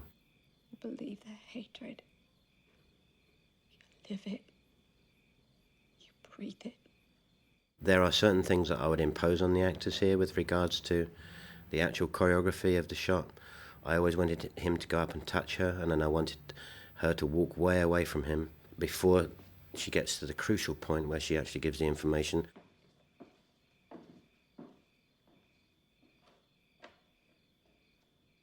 Her being silhouetted in a window, I would have choreographed that, and therefore I imposed that on the actors. The way in which then Jean goes to join her, and that moment when he touches her, and then we hold that shot for a while. All of that I would have, that would have been pretty well preconceived when I at first figured out how to do the shot. The power of this wide shot is that she actually is giving him the crucial information that will crack the case. I actually shot that closer as well, but on the final cut, I kept it wide because it's actually more powerful by us, the audience and the camera, being distanced from the action. In the end, as a director working with actors, you're in the hands of the actor. It doesn't matter who you are as a director. All you can do as a director is to create an environment where actors can be of their best, and that's what I always endeavour to do. If you've cast it correctly, you've got it right. If you've cast it incorrectly, you're not going to get it right. It doesn't matter how long you stay there, how many takes you do. If the actors aren't going to be able to do it, then you're not going to be able to do it, because you can't create a performance. All you can do is encourage the best from the actors themselves. And if you're blessed with two actors like Jean and Fran, then they do it. They do it for you. And all I can do is to make sure that they're as comfortable as possible when they're working. They did find the bodies in the real story in an earthen dam. And so that follows the actual original story. That there was information given. No one knows where that information came from. We fictionalized it by giving that to Mrs. Pell to impart the information. That's our fiction, only because nobody knows who actually did tell where the bodies were buried. But I have actually seen the earthen dam on the farm where they were buried. Afterwards, when the bodies were brought in, is all from black and white newsreel photography, which we try to replicate as closely as possible. A lot of it is it's a combination of different tracking shots, handheld shots, and to be blocked out so the camera can't get in, so you can't get in, and then suddenly you are privy to what's going on. In order to get the sheriff to take his deputy to one side, grabs him and takes him into the small room in order to impart the information that in fact it was the deputy's wife that actually told on them. Again, very beautifully silhouetted shot, tells everything, but it's all lit from the room beyond. I, Vincent Thompson, am the cheddar cheese champion of the world. In international competition with 42 other entries, my cheddar won first prize based on flavor. And then the scene where the deputy visits his wife, having been told that she's the one who's given out the information, is a very violent scene. One of those scenes, as I say, that you suddenly we're not dealing in illusion here. You watch this happen. It's my job to make it as powerful as possible. And it's extraordinarily ugly and violent scene. Your first priority, obviously, is to tell the story, and then you've got to get your shots, but you don't stop actually being a human being when you're actually making the film. And there's a line sometimes that you cross where it ceases to be a movie, and you're suddenly into reality, and that can be very scary sometimes, and you have to check yourself. Say again? I'll be right there. I particularly like this scene in the movie theatre because it's one shot in how it's choreographed, and there are a number of ways in which you could have done something like that, but it's quite simple. I remember that took about 2.5 minutes to shoot because it's towards the end of filming. Sort of thing you try and work out at the beginning of filming, and it takes you hours to do. You two take the door on the corridor. Mr. Bird? Yes, sir. Okay. Go. Willem on the stairs is beautiful, the graphic shape of the balustrades against the wall.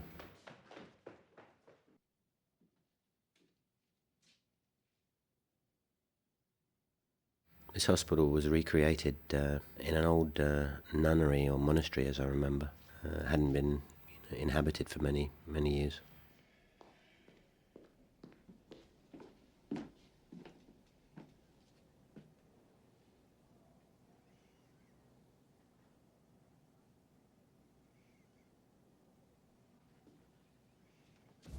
Mr. Anderson, stop! Mr. Anderson! What the hell? I'm telling you to stop, and I mean it. We're not killers. That's the difference between them and us. That's the difference between them and you. You're not any more like them than I am. Wrong. I love this whole sequence between Willem and Jean. As a director, your shots come easy when your actors are that great. You have so much leeway. I damn well gonna make some changes right now. Don't be so stupid. Don't go messing this up just because you're partial to fooling around with witnesses. When Jean smacks Willem across the face and then pulls him down on top of the hood of the car, and then suddenly Willem gets out of the car. I mean, it's all one shot. One could be tempted to intercut that to give it more pace, but actually it's so violent within itself, and something happens because of everything that you see is the actors doing the work, and the camera then follows the actors. You're not relying on editing in order to tell the story, but there are a number of very crucial things that have to be done within it, right up until the silhouette of the gun at the end in the window behind. Actors, it's not just have to worry about their performance, but many other things, and they often don't get enough credit for that. But the reason this scene is as good as it is because of the two of them as actors. Made a job as a director very easy. Okay. This we actually did shoot a number of times because it was actually very tricky for the camera to follow the actors. Again, it looks simple, but in the choreography is actually quite tricky to pull off. The line that Jean says is to the FBI agent Bird. The ballsy little bastard, isn't he? Ballsy little bastard. Were Jean's own lines. That was improvised. I didn't write that. They want me to say, let us not forget the two white boys also died helping Negroes help themselves. They want me to say, we mourn with the mothers of these two white boys. But the state of Mississippi won't even allow these white boys to be buried in the same cemetery as this Negro boy. I say I have no more love to give. I have only anger in my heart today, and I want you to be angry with me. That I am sick and I am tired, and I want you to be sick and tired with me. I am sick and tired of going to the funerals of black men who have been murdered by white men. I am sick and tired of the people of this country who continue to allow these things to happen. What is an unalienable right if you are a Negro? What does it mean, equal treatment under the law? What does it mean, liberty and justice for all? Now I say to these people, look at the face of this young man and you will see the face of a black man. But if you look at the bloodshed, it is red. It is like yours, and it's just like yours.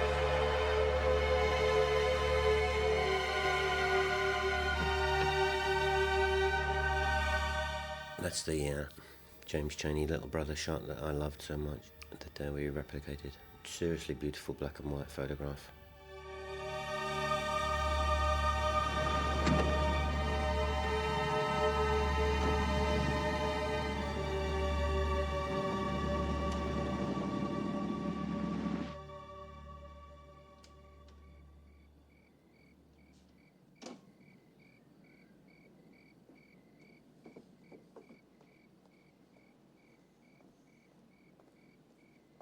The thing is, a shot like that actually finds itself, you know?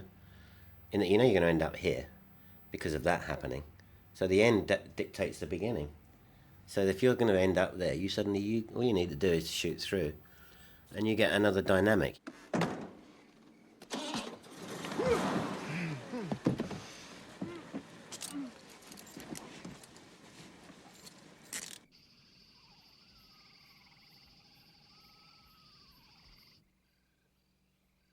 This is one of my favourite scenes in the piece.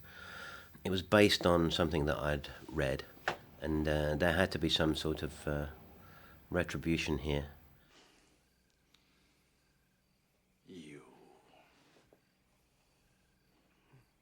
I'm gonna tell you a story. Young kid named Homer Wilkes lives about 30 miles north of here. He'd just taken his girlfriend home and was walking back along the road. The car pulled up. 3 white boys took him for a ride. Now, he hadn't done anything except be a Negro. Razor blades is something that I've used before in other films, particularly Pink Floyd The Wall. I find this, it's kind of scary, but there's a lot I needed to say. It was the speech which came first, before the scariness of the situation. The taking out of the razor blade. Maybe I was even a little gratuitous in that I made him lean forward and put it into the flame for the steel to glint in the light. Just made it that much more scary. The actor is called Baja Jola. He's a wonderful actor. This is one of the best scenes in the whole film, in my opinion. Do you know how much you bleed when somebody cuts off your balls? Huh? When they found Homer, they said he looked like he'd been dipped in blood up to his waist. He was barely alive when they got him to the hospital, and he can hardly walk now.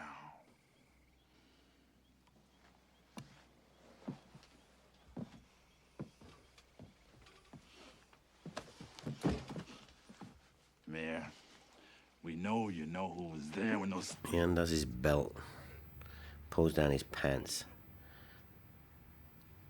I don't know, there's not many men in this world who wouldn't get a little nervous in that situation. Is there something you want to say to me? Again, very beautifully lit by Bijou.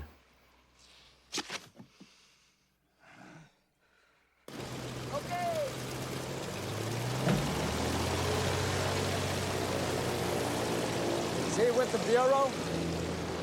Yeah, he's kind of a specialist. You sure the mayor won't talk about any of this? Guy, they kill him! All right, what do you have? I like this scene in the rain with Gene and Willem. It's one shot hard because you've got a rain machine which is like belting down on them. You can see they're actually much wetter than they would be in normal circumstances. What was clever about this is that it was much wetter on the left where Willem was. And Gene, who's an old pro, he looked where the rain machine was and he put himself on the right and he put Willem on the left. They could have been either side, obviously. In the end, Willem looked like a drowned rat and Gene was dry as anything. Get him on murder anyway. That's a state charge. But it's one shot, which is always very... it's the best kind of shot to do if you can choreograph something that works in one and not rely on editing. But as I said before, you need great actors to be able to do that. And it's obviously tougher on everybody, you know. Certainly tougher to photograph and still be, you know, dramatic and not look like a supermarket. But it's a very, very strong scene, particularly at the end when Gene drops his head and the rain comes off.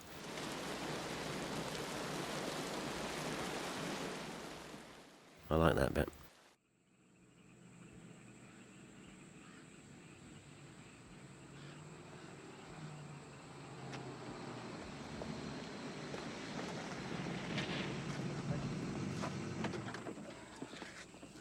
This better be important.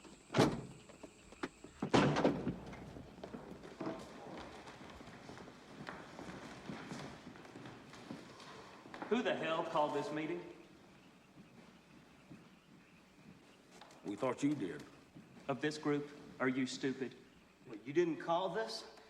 Shit, now, if you didn't call this, who the fuck did? Shut up. Now, wait a minute. Was this some kind of bullshit setup? Wait. Ray, you sure you didn't call this? Because I got a note from my wife, and it said it was from you and Clinton. Now, that's... Lester, shut up! I needed a big church, and that's why we went to Vicksburg, which is a very famous location of the Civil War, where there are probably more genuine cannonballs on sale than ever were fired in the Civil War. It's a strange place, sort of a touristy place, but I really particularly like the interior of the church, and then I had to do an exterior of the church, so that's the reason we went to Vicksburg. Again, quite a journey from Jackson, but that's the reason we were there.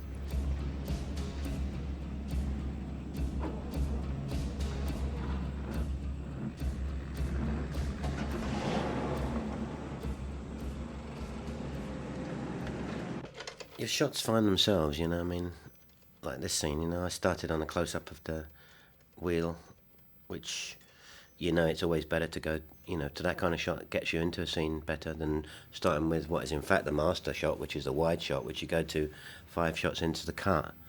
But sometimes, no, I mean, you can struggle for shots on some scenes, and it's usually because you're doing it wrong.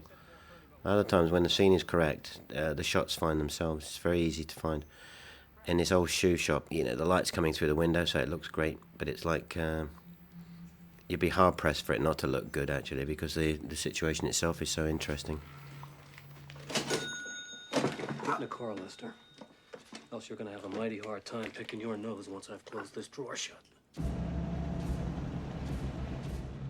Cinematography is interesting in so much as it's not just about light, it's about composition, it's about the movement of the camera, all these things, and they're not really the director of photography's thing, or the director's thing, or the camera operator's thing. Really, it's just something that gels between all those people who are creating the shots.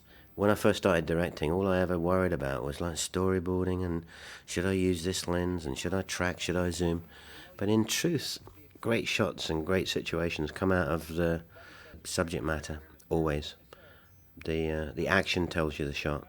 You can do it in a very bland and boring way, that's for sure too, I'm not saying that, but it's the most aesthetic and interesting things come from what you're looking at in front of you, you know. Some things you can manufacture, whether it be light sources, yes, we often do that. Most of the time comes from just looking at what you have in front of you. Because cinematography is also about art direction. We build sets with window light at a certain point in order to make a particular scene look good. So that sometimes the cinematography is part and parcel of the production designer's job too. So many people contribute to how a thing looks. Or even organising your day so that you're backlit if you're doing an exterior. So that the magic hour golden light is, you know, if a guy's running off into the distance, you're backlit, you have to be backlit. Organising your day to fit that is as much of a job as the first assistant. So in other words, it's a lot of people that make a movie, that's for sure.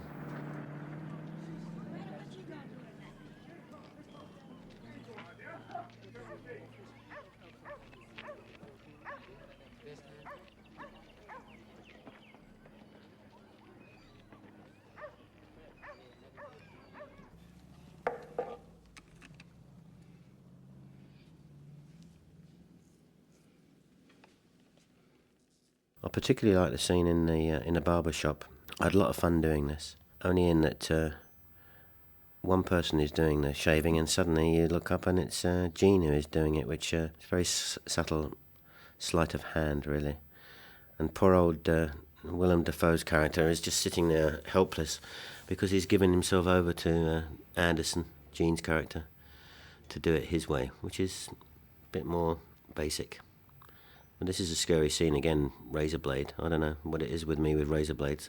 I guess I'm scared stiff of them. So it's a very powerful scene. You've struck a blow for the white man. Is that what you said? The same barber shop that we saw early on in the movie. Now, it must have been you. Because Clayton Townley and Ray Stuckey, they were too smart to be there. You was too stupid to think anybody remembered what you had to say.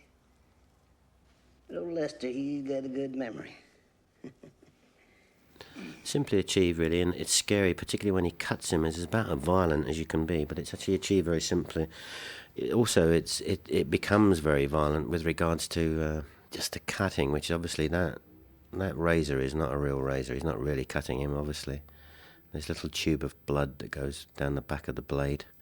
And then when he smashes him up against the glass and made him look at himself, and it's very violent without it relying on kung fu, Hong Kong kind of theatrics. Black kid's body.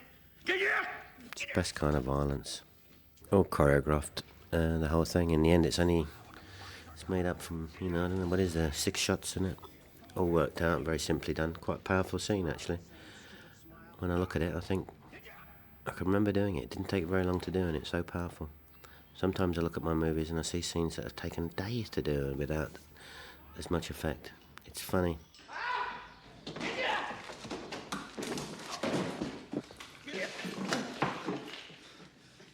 Make no mistake about it, Deputy.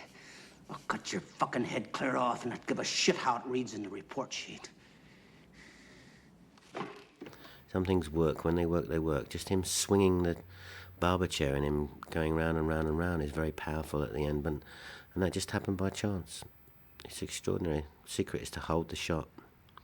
Hold it and hold it and hold it until it comes to an end and we cut. One more bite. One more bite. One more bite, darling. One more bite.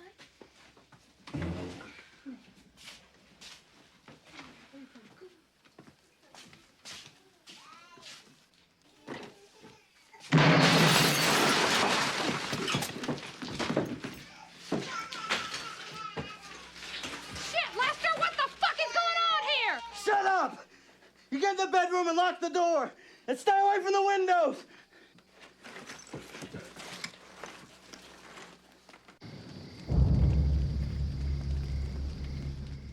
There was somebody who did inform, and again, we dramatised that, but there definitely was an informer. We don't truly know who it is, but there was somebody, and this character is played by Pruitt Vince. Pruitt Vince is an actor that's worked with me a lot. I love Pruitt. He's a really terrific actor. I first worked with him on Angel Heart, where I actually found him originally in New Orleans, but he's now quite an accomplished actor.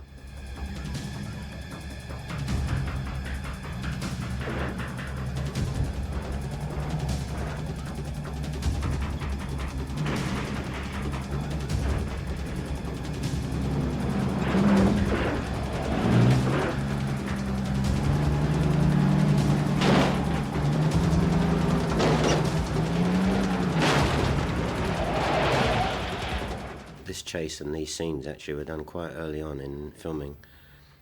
You try to shoot in sequence wherever you can, but obviously the sheer logistics sometimes make it difficult. So these were done quite early on, these scenes, and it's very weird to do this kind of thing early on when you're not quite sure how the whole story is going to pan out.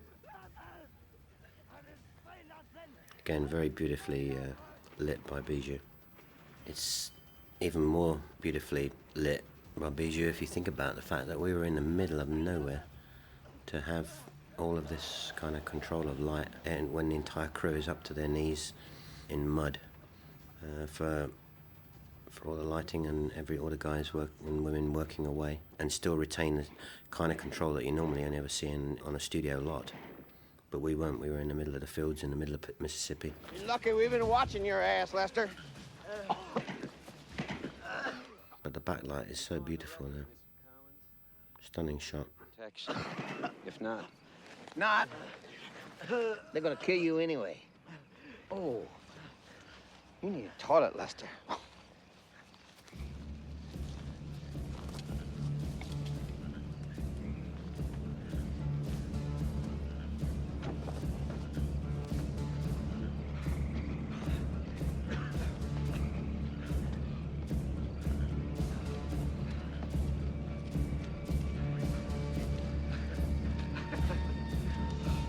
Really had him going, huh?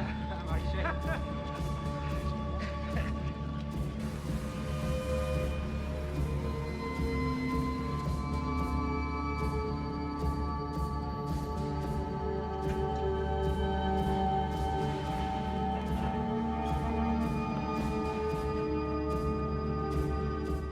we based the sentences. I mean, again, we're back to our fiction, but we based a great deal of the sentencing on the reality of the situation, because the real villains were finally found and brought to justice.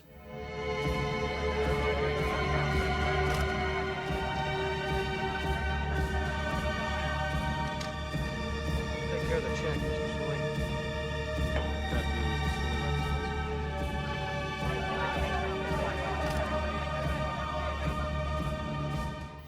Including the deputy and a sheriff. Smiling when he's arrested, but not smiling when he finally got done.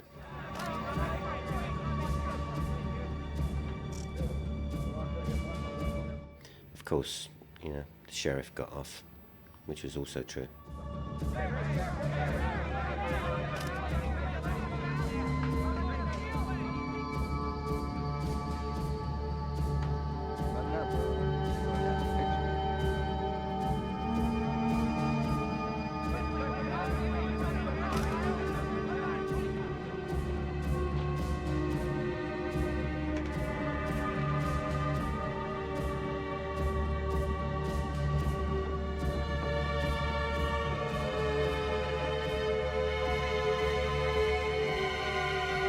Well, they're shadowy figures at the beginning.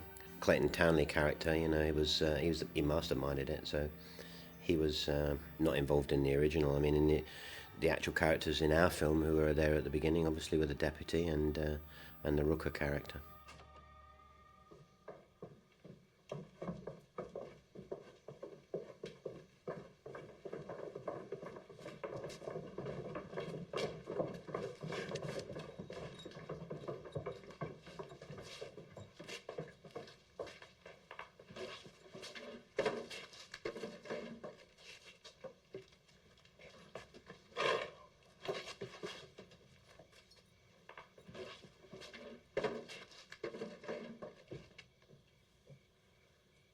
Why did he do it? The original speech that Willem was meant to say, Ward says, "Oh, he's guilty. Anyone's guilty who watches this happen and pretend it's not. All of them. Every governor or senator who allows the hate to fester to gather a few votes. Every college kid who ever laughed at a racist joke. Everyone who ever chewed their tongue when they should have spoken up. Mr. Mayor was guilty, all right. As guilty as the lunatics who pull the triggers. Maybe we all are." Maybe we all are. I always liked that speech, but I didn't include all of it because I thought it was probably too preachy in the end. Maybe that's correct.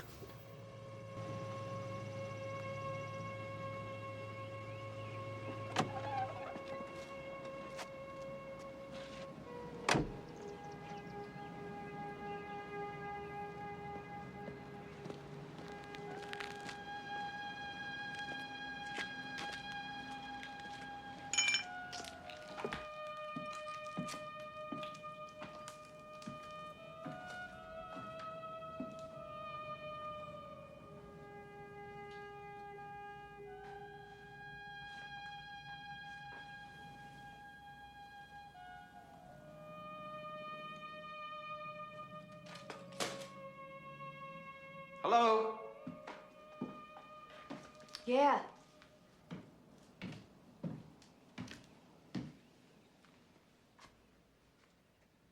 I just missed you at the hospital.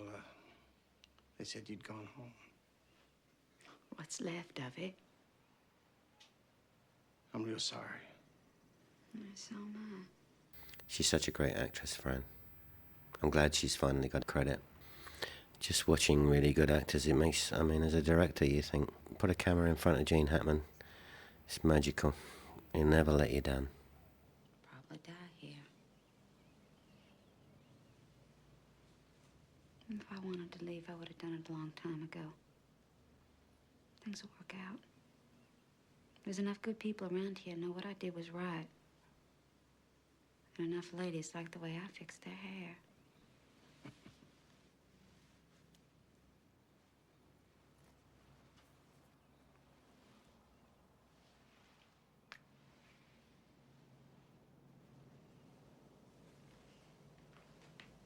Hey, if you're ever in Des Moines, don't send me a postcard.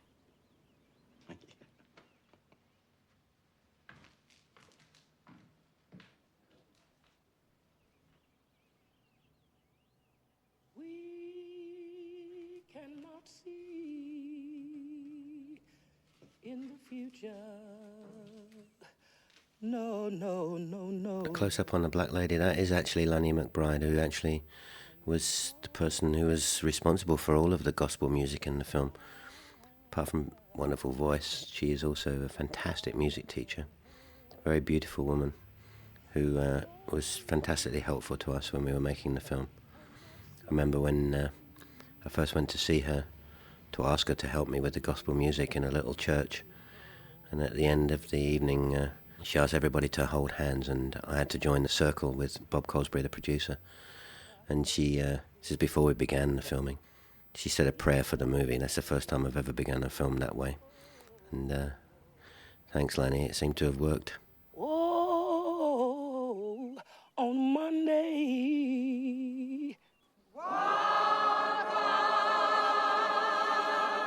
And on Tuesday. Oh, let Jesus, let him be yours.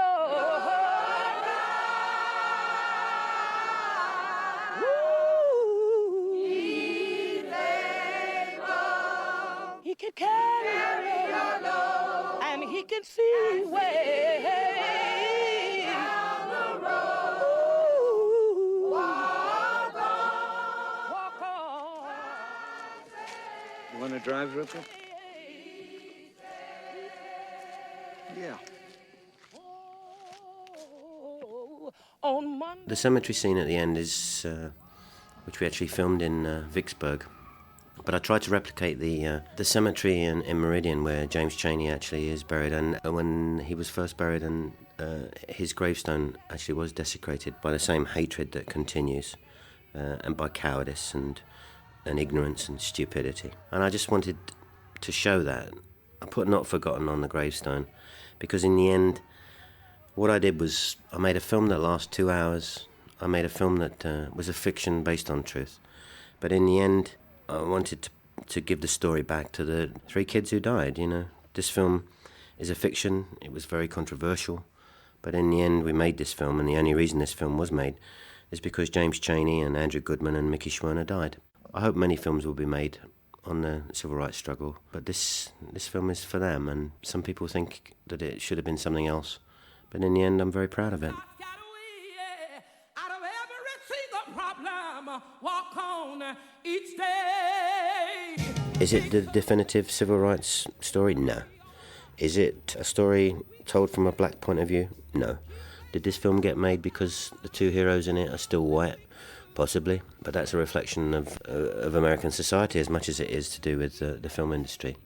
The point is the film was made, and if it opened up a debate to discuss racism in America, and if they use the inadequacy of my film in order to point that out, I'm still proud, because I can only do one film. Would I make the film the same way again, even with all that controversy that went on before?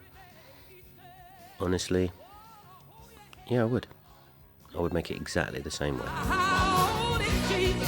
You got Jesus, he'll be your God. He's able, he can carry your load. Walk on, hold your head up and walk on in Jesus. Oh, in the name of Jesus, in the name of Jesus. He's everything you need. It's in Jesus. Hold on to the name of Jesus. Hold on to the power that's in his name. Walk on Monday, on Tuesday, on Wednesday. Walk on in Jesus, in Jesus.